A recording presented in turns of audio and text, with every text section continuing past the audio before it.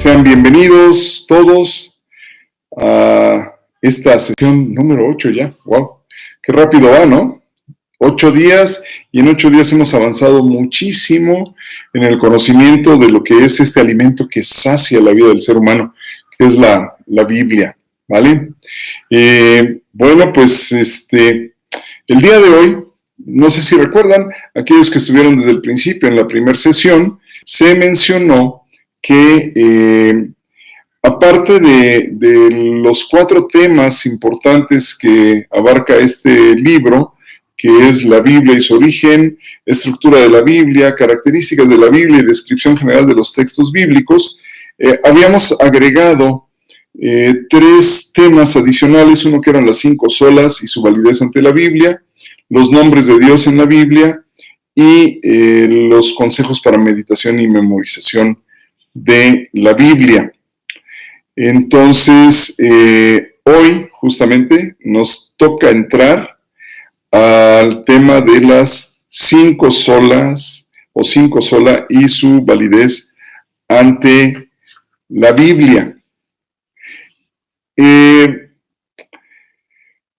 Ya habíamos comentado que hubo un cisma, una división en la iglesia cristiana primitiva, allá por el año 1054, cuando se reúnen por diferentes razones en un concilio que duró muchísimos años, se reúnen obispos o pastores, pues, de las diferentes iglesias existentes. Y ahí se da un primer cisma en donde se separan, por un lado, la Iglesia Católica, por otro lado, las iglesias llamadas iglesias de Oriente o las iglesias orientales, que hoy día se les conoce como iglesias ortodoxas. Y este cisma viene a ser dado por la Constitución o por cómo se crea o acepta o acuerda el canon del Antiguo Testamento. A pesar de que en ese momento se seguía el canon alejandrino, los católicos, guiados por el Papa, deciden que van a seguir parte del canon alejandrino. Algunos libros no los van a considerar como inspirados y quedan fuera. Perdón, y esto lo elevan a nivel de dogma.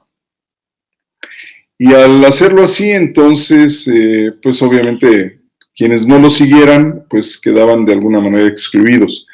Entonces las iglesias orientales o ortodoxas, ellos dicen, no, nosotros vamos a tomar el total de la Septuaginta, a pesar de que ambos cánones enlistan libros que el canon palestinense o la Biblia hebrea, por llamarlo así, no contempla, ¿vale? Bueno, tiempo después vino otro cisma, otra división, que se da, hoy día se le dice que es por Martín Lutero, ¿no? Martín Lutero era un monje agustino, que además de estar dentro de la orden de los agustinos, obviamente, se dedicó a hacer profundos estudios teológicos. De hecho, él era un doctor en teología y era reconocido en la Iglesia Católica de aquel entonces. Muchos dicen que es por el Martín Lutero que se da la Reforma. En realidad no. En realidad las tesis teológicas de Martín Lutero solo son un eco de las tesis teológicas de 2 pre-reformadores, por decirlo así, que uno es John Wycliffe y el otro es Jan Hus. Martín Lutero, a la hora de revisar, de hacer la revisión de estas tesis teológicas, se dio cuenta de que tenían razón en muchas cosas y que no daban sustento a prácticas que realizaba la Iglesia Católica en aquel momento, como por ejemplo la venta de indulgencias, que fue impuesta por el Papa León X y que en realidad lo que tenían como objetivo era poder sostener las guerras o todo lo que eran los movimientos militares que la propia Iglesia Católica sostenía, ¿no? Y como no tenían tantos recursos, bueno, pues la única manera de conseguirlos era a través de la venta de indulgencias. Pero esa es una de tantas prácticas que Martín Lutero criticó. De hecho, Martín Lutero genera un escrito que se conoce como las 95 tesis de Martín Lutero y las clava ahí en la catedral, ahí en Alemania, y a partir de ese momento, perdón, se da toda esta cisma que termina por la creación, o termina pues al final por crearse una nueva corriente dentro del cristianismo llamada protestantismo, y a partir del protestantismo surgen muchísimas otras corrientes, que si son bautistas, que si son evangelistas, que si son presbiterianos, en fin, diferentes corrientes de ese movimiento protestante que generó Martín Lutero, pero que él no inició, él simplemente, por decirlo así, él lo concluye, ¿no? Inicia con Jan Hus y John Wycliffe, que lo hicieron mucho antes. Ellos ya hacían observaciones acerca de las prácticas que consideraban no adecuadas dentro del catolicismo, y bueno, les digo, finalmente se concretan ya o termina por cerrar este movimiento de este monje agustino Martín Lutero, que dicho sea de paso, fue defendido por la realeza alemana, y bueno, a partir de ahí, Martín Lutero deja las bases de lo que pretendía ser o pretende ser el devolver o el regresar la iglesia a las prácticas que tenía la iglesia primitiva, descrita en el Nuevo Testamento, principalmente en el libro de los Hechos. Ahora bien, las 95 tesis de este Martín Lutero se sustentan en 5 principios que él identifica en la Biblia y entonces los expresa y les llama las 5 solas. Y esto lo quiero poner aquí justamente insertado en este estudio, porque si tú eres católico y quieres platicar con un protestante, o si tú eres protestante y quieres entender de dónde viene el protestantismo, ya sea que seas evangélico, que seas presbiteriano, de cualquier otra corriente, pero para poder entendernos, ¿vale? Creo que es fundamental, así como están puestos tratados teológicos católicos que son de fácil acceso, creo que también es muy importante el que se pueda conocer en qué está sustentado esto del protestantismo, por qué, y por qué está hecho así, ¿no? Para mí es fundamental, y perdón, pero es así, es fundamental porque si continuamos hablando de diferencias, pero continuamos hablando de esas diferencias con base en nuestra ignorancia, en realidad vamos a terminar, como decía Pablo, mordiéndonos y comiéndonos unos a otros. Y yo creo que eso no es lo correcto. Yo creo que lo correcto es entender qué es lo que realmente cree la persona con la que tú estás hablando. Yo les digo a las personas con las que tengo oportunidad de compartir mi fe, les digo que yo prefiero hablar con un buen católico que hablar con un mal cristiano. Y esto es así porque prefiero hablar con alguien que tiene fundamentos sólidos de su fe y puedo platicar y compartir con él, y ya sé que mi fe no le va a afectar a él, porque él tiene fundamentos bien puestos sobre su fe. Pero me he topado con cristianos de corte evangélico que cuando empiezo a platicar con ellos, resulta que son absolutamente ignorantes de por qué tienen la fe que tienen. Y perdón, yo sí lo digo abiertamente, yo me confieso más alineado en esa parte protestante. Yo lo comentaba hace unos días, que para mí en lo personal, el código palestinense es para mí el más válido, no la versión de los 70, porque el código palestinense es el autorizado por quienes lo generaron, que son los judíos, ¿vale? Ok, espero no estar ofendiendo a nadie, en verdad no lo quiero hacer, y si alguien se siente ofendido le pido disculpas desde ahora. No estoy hablando de que una fe es mejor que otra, insisto, las religiones dividen y han sido creadas por los hombres, pero la fe en la palabra de Dios es lo que va a unir a los seres humanos. Las religiones nos van a mantener separados, porque es nuestro orgullo hablando. Sin embargo, la fe sola en la palabra de Dios es lo único que nos puede guiar a mantenernos unidos, porque Jesucristo oró por ello. Dijo, Padre, y poco antes de ir a la cruz, le dijo, Padre, que ellos sean uno, como tú y yo somos uno. Entonces, esa unidad es lo que Jesucristo buscó desde un principio. Él no creó una nueva religión, ¿saben? Él mantuvo su práctica judía hasta que fue crucificado. Él sí se opuso al sistema religioso y lo criticó duramente. Así entonces, mi amigo, insisto, tú puedes tener la religión que quieras. Tú puedes creer vamos, no es que creas en lo que quieras, pero tú puedes tener la práctica religiosa que tú quieras. La práctica religiosa que tal vez te enseñó tu abuelita o tu papá o heredaste de no sé quién.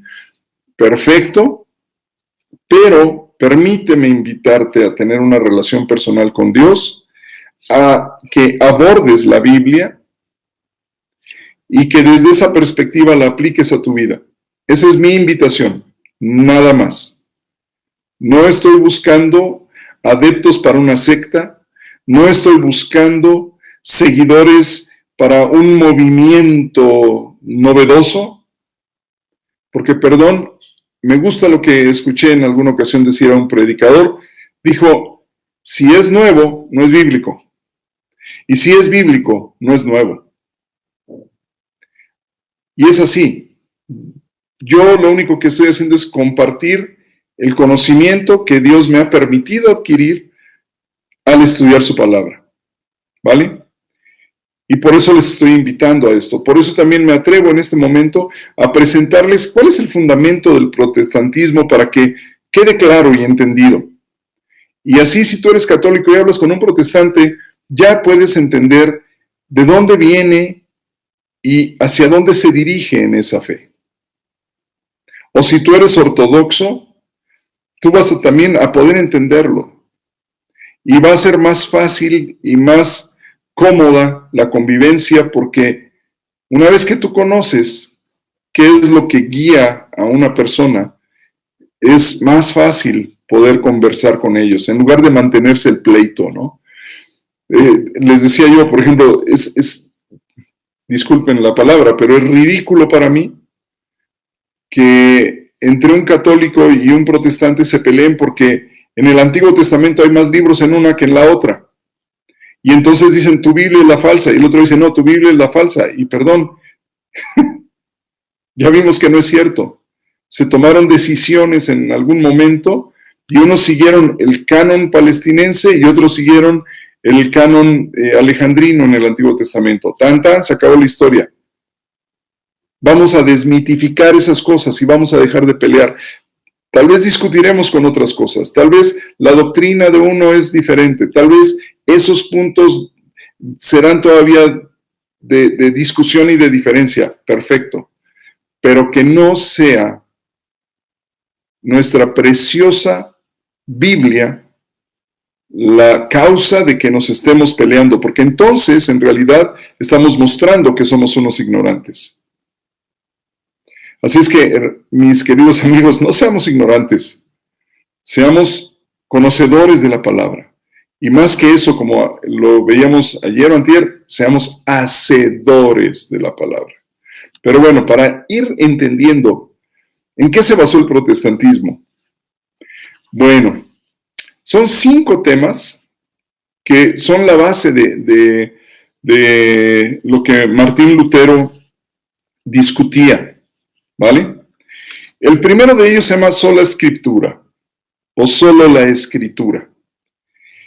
Y para Lutero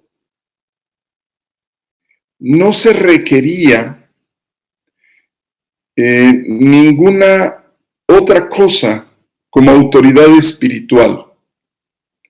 Él decía, ya que la Biblia es la única palabra inspirada y autorizada de Dios, no hay otra fuente de doctrina para cualquier cristiano sino la propia Biblia. Y la Biblia no es solo para el conocimiento del clero, sino que debe ser accesible a todos, ya que es la máxima autoridad en materia de fe y práctica cristiana.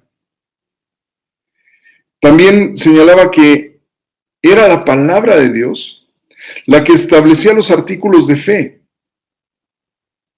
Y esta tesis de que era solo la escritura, él la soportaba en 3 versículos, que son los siguientes.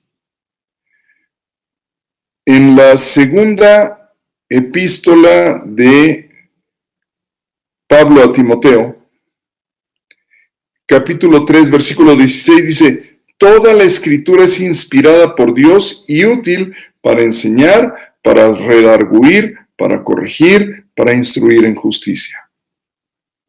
Ese era uno de los versículos en los que descansaba que fuera solo la escritura. Segundo, la segunda epístola de Pedro, el primer capítulo, versículo 21, que ya también lo hemos leído, porque nunca la profecía fue traída por voluntad humana, sino que los santos hombres de Dios hablaron siendo inspirados por el Espíritu Santo. Y luego, como broche de oro en esta tesis de la solo la escritura, o sola escritura, él tomaba el versículo de Gálatas, que está en Gálatas capítulo 1, versículos 8 y 9, que dicen, mas si aún nosotros, o un ángel del cielo, os anunciare otro evangelio diferente del que os hemos anunciado, sea anatema, es decir, sea maldición, o sea maldito. Si como antes hemos dicho también, ahora lo repito, si alguno os predica diferente evangelio del que habéis recibido, sea anatema. Porque el evangelio, al final, el evangelio de Jesucristo, las buenas noticias, porque evangelio eso es lo que significa, buenas noticias. Las buenas noticias, y vaya que necesitamos buenas noticias en estos días. Las buenas noticias que Jesucristo vino a dar, las encontramos en Juan 3:16. Porque de tal manera amó Dios al mundo, que envió a su Hijo unigénito, para que todo aquel que en él crea no se pierda, mas tenga vida eterna. Porque Dios no envió a su Hijo a condenar al mundo, sino para que el mundo sea salvo por él. Ese es el Evangelio. Esa es la buena noticia, que Dios nos ama y que quiere que nos acerquemos a Él y tengamos una relación personal a través de Jesucristo. Obviamente esto golpeó fuertemente parte doctrinal de la Iglesia Católica en aquel momento, porque el Papa se consideraba infalible, sus decisiones se debían acatar porque él era el representante de Dios en la tierra.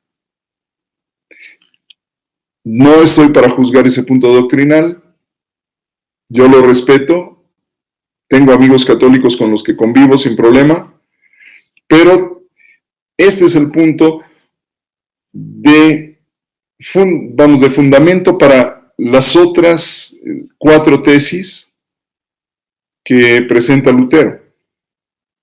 Y qué bueno, si tú eres católico, qué bueno que lo escuches para que puedas entenderlo. Si te quieres poner a juzgar, go ahead, adelante. No, ¿quién soy yo para impedírtelo?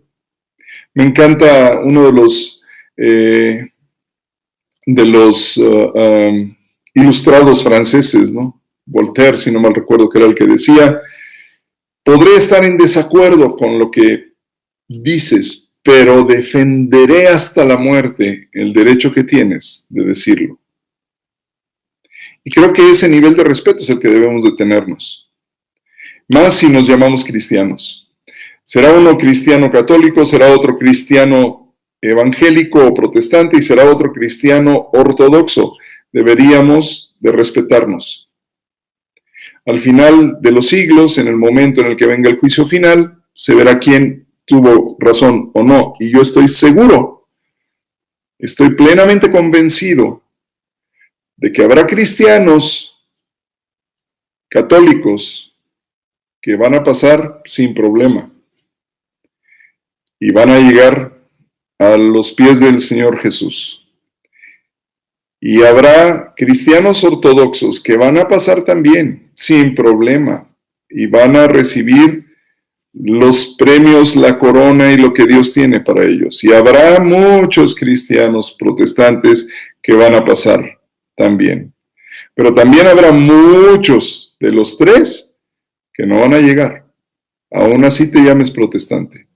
Y lo dice claramente Jesús, que en aquel momento vendrán unos y me dirán: Señor, Señor, y yo les voy a decir: no los conozco. Así es que no se trata de qué religión tienes. Se trata de si obedeces a Dios o no. Y para obedecer a Dios tienes que leer la palabra y ponerla en práctica. Ok, perdón. La siguiente tesis es solo Cristo. Jesús o Yeshua, el Mesías, bueno, es interesante, ¿no? Porque ahora hay corrientes evangélicas que empiezan a usar términos hebreos muy elevados. Yeshua HaMashiach. Pero claro, eso es en hebreo. En nuestro idioma es Jesús el Mesías, y lo entiendo. Perdón, lo entiendo. Hay gente que le cuesta un poco de trabajo usar los nombres que cada quien recibe. Entonces, a mí si a mí me tuvieran que decir por mi nombre y mi título, pues yo sería Horacio el Maestro, por ejemplo. Pero no sé bien, tu nombre es latín.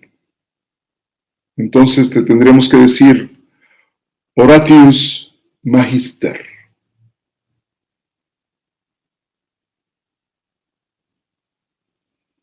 ¿Me hace diferente? ¿Le agrega valor a la conversación? No. En hebreo, Jesús, claro, esto es latinizado, pero en hebreo es Yeshua y su título HaMashiach, el Mesías. Y en griego es Jesús Christus, Jesucristo. Entonces, bueno, digo nada más para que quedemos, ya que estamos tratando de poner más o menos el piso parejo para todos, porque también es algo que me encantó. En alguna ocasión escuché un predicador que dijo: delante de la cruz, y era pastor el hombre. O sea, de los que, wow, todo el mundo, ay, es pastor, encumbrado, ¿no? Y ese hombre dijo: no, al pie de la cruz, el suelo es parejo para todos. Y no hay uno más alto ni hay uno más bajo, ni hay uno que está mejor relacionado con Dios.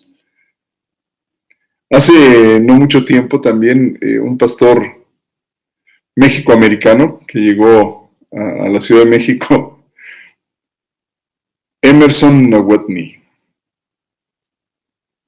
Bueno, Nowotny es alemán, su papá es, entiendo que de Bolivia, de origen alemán, pero la mamá de él es de origen mexicano, entonces México-americano, alemán-boliviano, ¿no? Porque nació en Estados Unidos. Y llegó aquí a México, al país, siguiendo o persiguiendo más bien un llamado de Dios para establecer una misión de una iglesia que se llama Mosaic. Y es muy interesante porque él tiene muy buena relación con sacerdotes católicos y ha hecho actividades conjuntas con sacerdotes católicos, y tanto la curia católica como los grupos pastorales protestantes se han escandalizado por lo que estos hombres están haciendo, tanto los sacerdotes que se le pegan a él y que van a su congregación a aprender, como él cuando va y apoya lo que hacen en la iglesia católica. Es así. Bueno, todo sea por Cristo y no por otra cosa, ¿no? Pero bueno, entonces, Jesucristo, Jesús el Mesías, de acuerdo a esto de solo Cristo, es el único que puede cumplir con el ministerio de ser mediador entre Dios y el hombre. Porque al final Él fue quien pagó con su vida el precio de rescate para que todos los que creemos en Él fuéramos hechos hijos de Dios. Ahora, adicionalmente también solo Jesucristo es nuestro abogado delante del Padre. Porque Él además entiende nuestra condición. Él era Dios, pero también fue hombre. Y de esa manera entendió nuestra condición. Él fue tentado en todo, pero nunca pecó. Así es que Jesús es el único Salvador de la humanidad. ¿Qué versículos sustentan esta tesis? Bueno, hay 4 versículos. El primero lo encontramos en la primera epístola a Timoteo,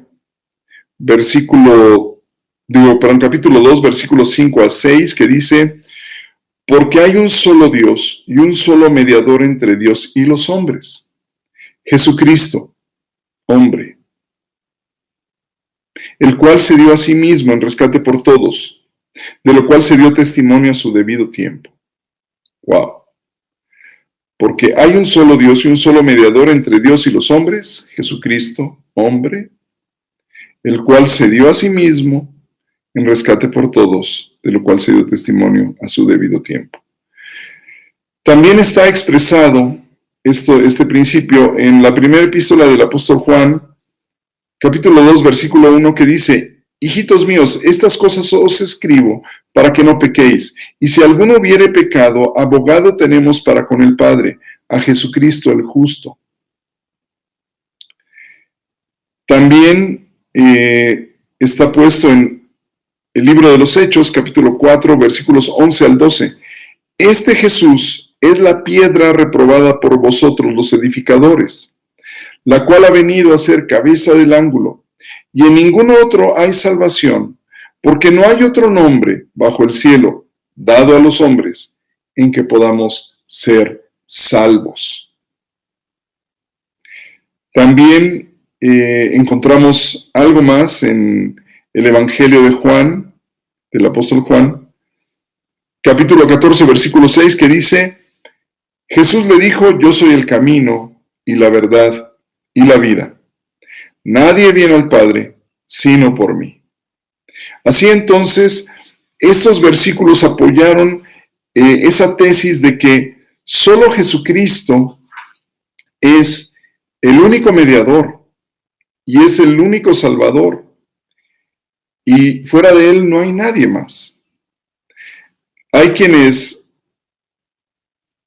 apoyan su fe rogando o pidiendo que alguien interceda por ellos delante de Jesucristo, lo cual, bueno, no es precisamente lo que la Biblia nos enseña. La Biblia nos enseña que podemos ir directamente con Jesús porque Él es el abogado delante del Padre, y Él es el mediador. Eso es lo que acabamos de leer. Búsquenlo en su Biblia, por favor. Corroboren eso. Luego entonces, solo Jesucristo es el que puede interceder y puede salvar. Eso es lo que, la otra tesis de Lutero. Y obviamente esto contravenía directamente contra el tema de las indulgencias, porque finalmente las indulgencias se vendían para que se alcanzara perdón también. Ok. Otro de los principios que Lutero decía es sola gracia, es decir, solo por gracia. Y él lo que discutía es que la salvación es un don, un regalo inmerecido que Dios ha dado al ser humano. Y como la salvación está basada en los méritos de Jesucristo y no en los nuestros,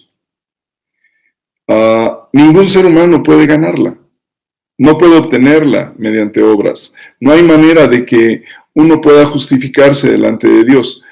Y entonces, lo único que queda para ser salvo de la ira venidera es confiar en el sacrificio de Jesús, creer en Él. Ahora, viéndolo desde esta perspectiva, el propio Lutero decía, somos salvos, como dice la Biblia, por gracia, no por obras, pero hemos sido salvados para obras. Y lo que sustenta esto lo encontramos en Efesios, en la epístola a los Efesios, capítulo 2, versículos 8 al 9, que dice, porque por gracia sois salvos por medio de la fe. Y esto no de vosotros, pues es don de Dios. No por obras, para que nadie se gloríe. Porque somos hechura suya, creados en Cristo Jesús para buenas obras, las cuales Dios preparó de antemano para que anduviésemos en ellas. Mucha gente no se acerca a Dios porque se siente sucio, porque se siente tal vez hasta expuesto y piensa que Dios está ahí arriba como un anciano enojón, que si te acercas y le vas a pedir perdón por tus pecados, lo que va a ocurrir es que te va a patear y te va a golpear o te va a castigar pues porque hiciste mal. De hecho, hay mucha gente que vive pensando que le va mal porque Dios lo quiere castigar. Pero Dios es bueno. Dios es amoroso. Dios nos ama y nos anhela. Quiere que estemos con Él. Si Él no nos viera de esa manera, ya nos hubiera deshecho. Él puede construirse otro universo sin problema. Pero no es así. Él nos ama y por lo tanto nos extiende su gracia. A ver, y aquí es importante entender algo. Hay tres términos legales, que es importante que entendamos esos tres términos legales, porque finalmente la Biblia también es un tratado legal, ¿vale? El primer término legal se llama justicia, y la justicia consiste en que se te dé lo que te mereces, ¿vale? Si yo me porto bien, quiero mi premio, y si yo me porto mal, híjole, también quiero el castigo. No siempre, ¿verdad? Decía alguien, que se haga tu justicia, Dios, pero en los burros de mi compadre que está aquí al lado. Entonces, la gracia no obra bajo ese esquema de justicia, y ahorita vamos a ver qué es gracia. Entonces, justicia es darte lo que te mereces. Te portas bien, hay premio, te portas mal, hay castigo. ¿Ok? Segundo término legal. Misericordia. Y la misericordia implica el no darte lo que te mereces, en caso de que te hayas portado mal. Entonces, dice uno, bueno, gracias Dios. Hubo misericordia y no me diste lo que me merecía. Pero hay un tercer término legal que es superior a todo. Y ese tercer término legal es la gracia.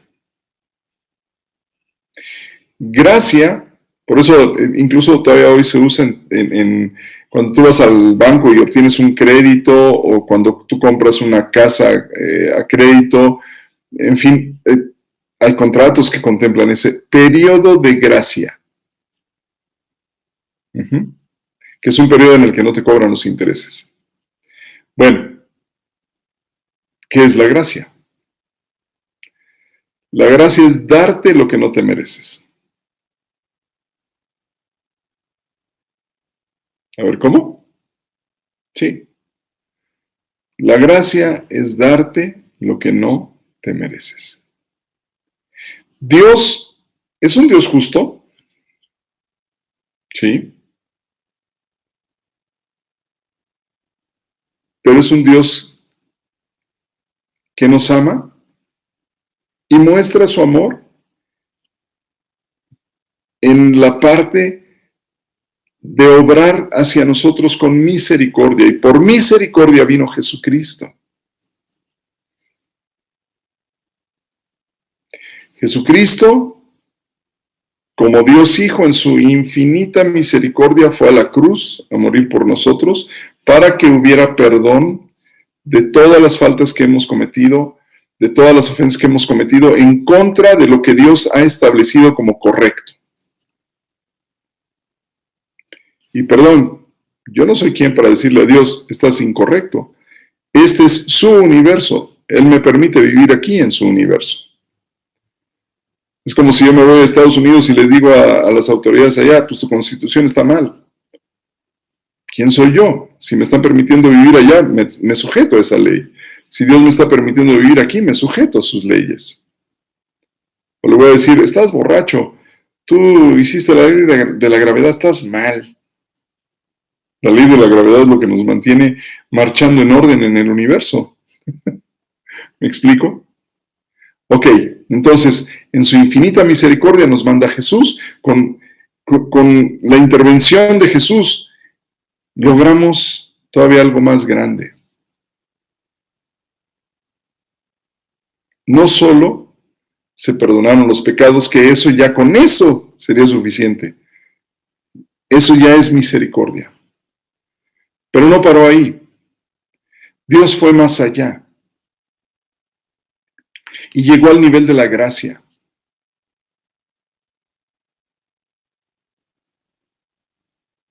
Y nos hizo sus hijos, solo por creer en la misericordia mostrada en el sacrificio de Jesús.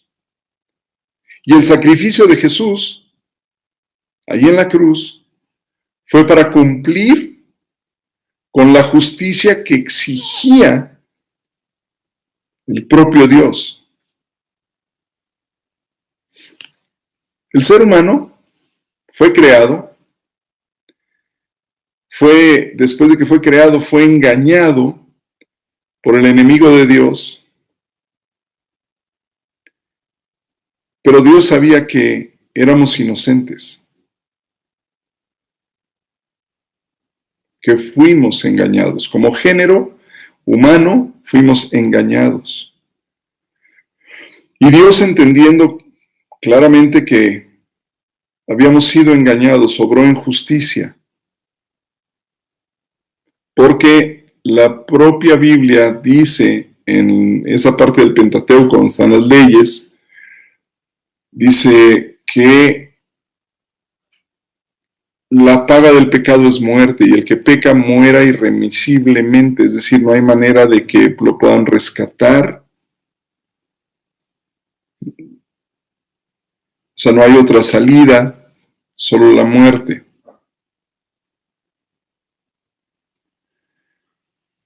Viene Jesús, nace, nos trae el mensaje del amor del Padre, y luego el diablo, moviendo gente, establece un juicio injusto contra Jesús y lo lleva a la cruz. Y ahí muere Jesús, en la cruz. El diablo pensó, ya la hice, ya la armé, no más hijo de Dios, no más nada. Sigo con mi obra y controlo el mundo. Pero, dice la Biblia que no había razón por la que la muerte pudiera retener a Jesucristo. Jesucristo no puede quedar muerto porque cuando vino el juicio, a ver, ¿quién es el que le acusa? ¿Y de qué se le acusa? Ah, pues resulta que Jesús no pecó, no transgredió la ley, entonces no puede estar muerto. Ok, entonces resucita. Pero como ya había muerto, Dios, en su infinita misericordia, muestra la gracia hacia nosotros. Y dice, ok, si algún ser humano puede creer que Jesús murió en la cruz, a ese ser humano le vamos a anotar como si él hubiera muerto ahí. Y entonces, con eso alcanza el perdón también de pecados. Porque murió un inocente, entonces, ¿a quién se le puede imputar la muerte de un inocente? La única forma legal en la que Dios resolvió eso fue, ok, esta muerte la vamos a anotar a favor de quien crea en Jesús, pero la vamos a poner en contra de quien ha venido a acusarles todo el tiempo, que es el diablo. Por eso la Biblia dice que el acta de decretos que era en contra nuestra fue clavada ahí en la cruz, y de esa manera fue destruida. Y de esa manera también fue juzgado el diablo, y el diablo ya está juzgado, ya, se acabó. El periodo que estamos viviendo es un periodo de gracia, de favor inmerecido, para que todos aquellos que nos apeguemos a esta justicia de Dios, expresada en el sacrificio que hizo Cristo, nos acojamos a esa misericordia y recibamos el favor inmerecido de ser hechos hijos de Dios.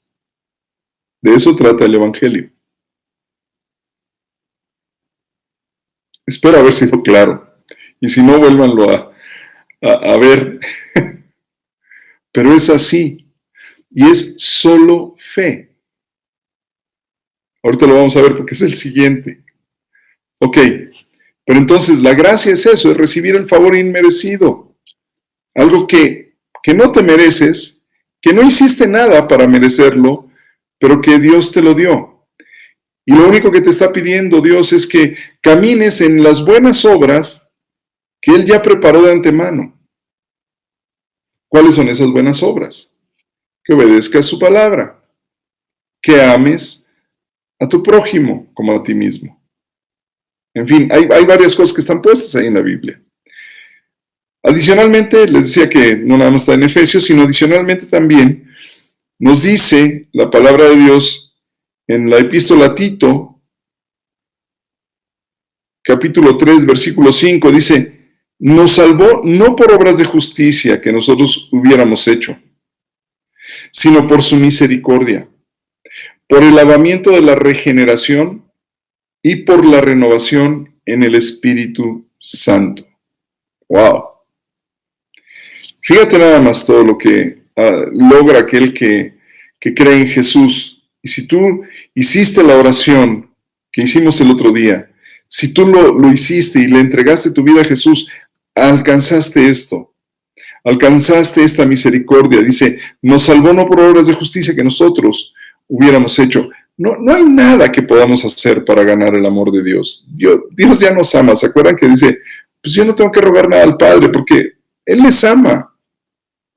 Entonces, ¿por qué tienes que andar clavándote cosas en el cuerpo y castigándolo para tratar de alcanzar la misericordia de Dios que ya fue expresada en Cristo? No necesitas hacer más. Lo que necesitas es solo creer. Y si crees, con el hecho de creer, eres salvo.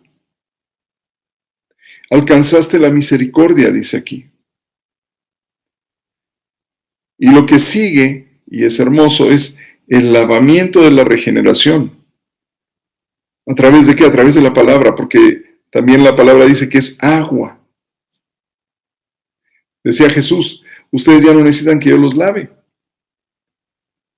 La palabra que yo les he hablado ya los limpió, es como agua que limpia. Entonces, dice, por el lavamiento de la regeneración, por aplicarte la palabra a tu vida cotidianamente y por la renovación en el Espíritu Santo. El Espíritu Santo viene, te da guianza todos los días, te va guiando poco a poco, y va entonces renovando tu mente. Si crees. Y aquí viene la siguiente parte, porque es por fe. Sola fide o solo la fe. La justificación de Dios solamente se recibe por fe.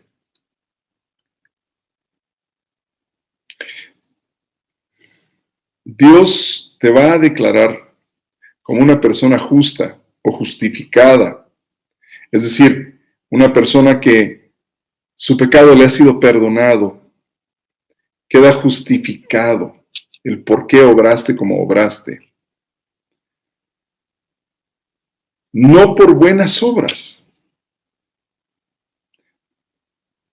Las buenas obras las tenemos que hacer, pero no son ellas las que nos van a salvar, sino es solo por la fe, solo por creer en Jesucristo. Las buenas obras van a ser la evidencia de que creíste en Jesús. No al revés. No son las buenas obras las que te van a llevar a creer, sino el creer en Jesús. La evidencia de que crees en Él son las buenas obras que haces. Ahora, esta tesis está soportada en 3 versículos. El primero está en la epístola a los Gálatas, capítulo 2, versículo 16, que dice, sabiendo que el hombre no es justificado por las obras de la ley, sino por la fe de Jesucristo. Nosotros también hemos creído en Jesucristo para ser justificados por la fe de Jesucristo, y no por las obras de la ley, por cuanto por las obras de la ley nadie será justificado. Es decir, si tú te quieres justificar haciendo buenas obras, te quieres justificar delante de Dios, fuiste, pecaste y después vienes y me voy a portar bien y voy a hacer cosas buenas. Dice aquí que no serás justificado. Yo no lo escribí, alégale al umpire. Y eso es Gálatas capítulo 2, versículo 16. El otro está en Romanos, en la epístola a los Romanos, capítulo 1, versículo 17. Porque en el Evangelio la justicia de Dios se revela por fe y para fe. Como está escrito, mas el justo por la fe vivirá. En el Evangelio, es decir, en lo que Jesús nos vino a enseñar, la justicia de Dios se revela por fe, es decir, creyendo en Dios, y para fe, es decir, para que tú sigas creyendo. No hay otro camino, es solo fe. Dice, el justo por la fe vivirá. Lo único que te va a mantener vivo es la fe, y lo único que te va a llevar a la vida eterna es la fe. Si tú no crees que hay una vida eterna, entonces no hay vida eterna.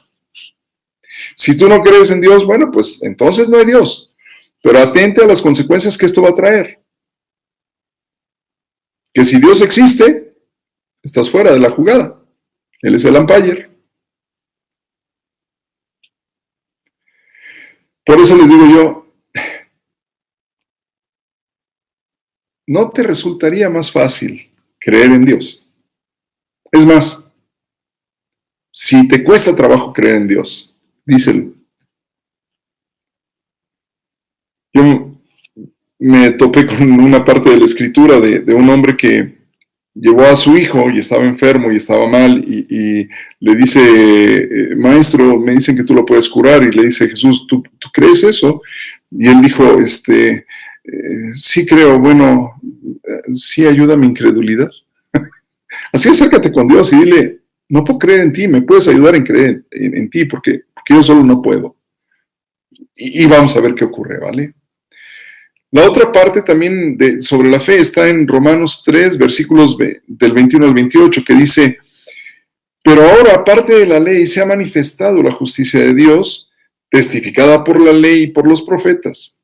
La justicia de Dios por medio de la fe en Jesucristo, para todos los que creen en Él. Porque no hay diferencia, por cuanto todos pecaron y están destituidos de la gloria de Dios, siendo justificados gratuitamente por su gracia, mediante la redención que es en Cristo Jesús. Fíjate lo que dice, la justicia de Dios por medio de la fe en Jesucristo, no hay otra. Para que seas justificado delante de Dios, solo tienes que creer en Jesús. No tienes que hacer otra cosa. Lo demás que hagas de bueno es magnífico. Pero no es por eso que vas a quedar justificado delante de Dios. Pecaste, ven, dile, Dios, pequé.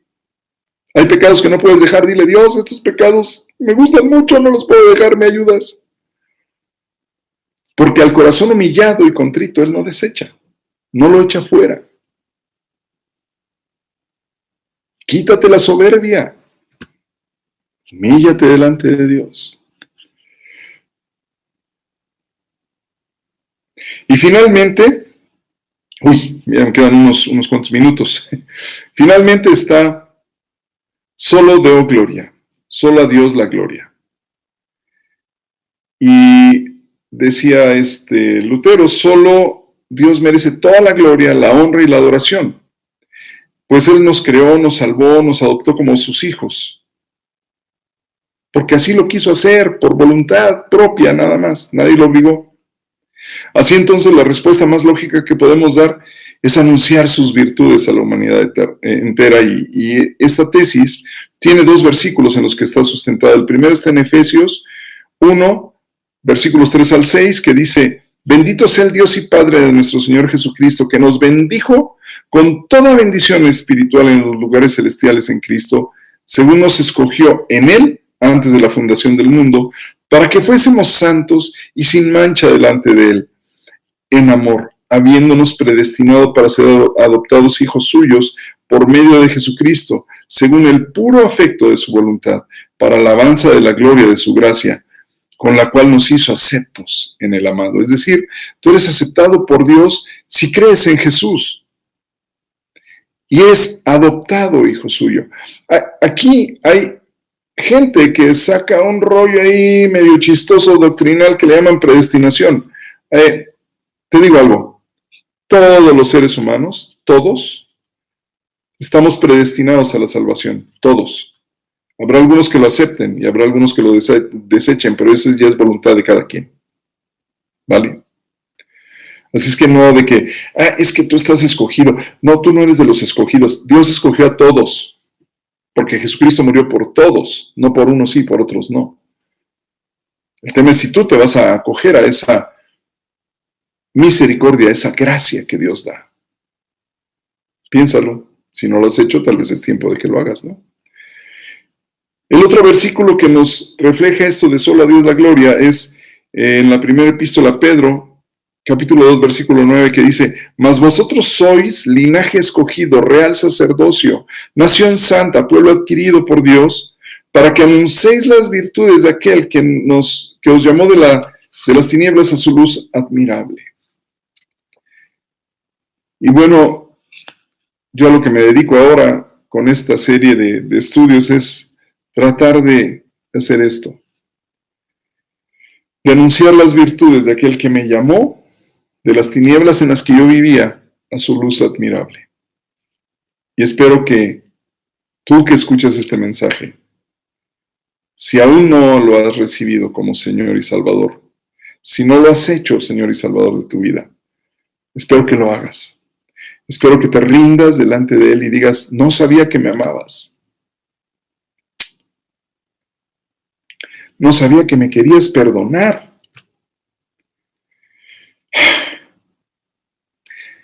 No sabía que habías dado tu vida en rescate por la mía. Y solo por eso te pido que seas mi Señor y mi Salvador. Te doy mi vida. Tómala. Jesús, toma mi vida. Padre, toma mi vida. Quiero ser hijo tuyo. Te lo pido en el nombre de Jesús. Así, con esas palabras. Y conecta con tu Creador. Y lee su palabra.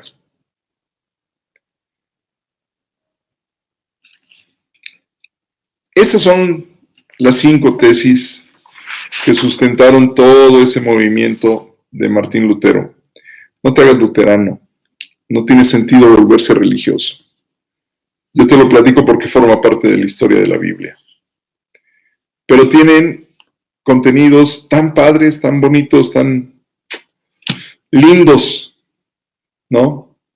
Pacificadores, que te calman, que vale la pena escucharlos, para que seas un buen y verdadero cristiano. Y nos olvidemos de las religiones que nos dividen, que nos han separado por siglos. Bueno, pues se acabó el tiempo. Quedan 4 minutos y ya no les quiero quitar más tiempo. Seguiremos mañana. Que Dios les guarde. Y ahora no hay tiempo para orar. Ya se nos van los minutos, pero mi deseo esta noche es que Dios esté con todos los médicos, todas las enfermeras, con todos los enfermos que están hospitalizados a lo largo y ancho de este planeta por ese virus que los tiene ahí. Y que Dios guarde a todos los trabajadores de la salud en toda la tierra, porque los necesitamos sanos para que sigan cuidando de nuestros enfermos. Oren por ellos, ¿vale? Que pasen buenas noches y nos vemos mañana. Pórtense bien.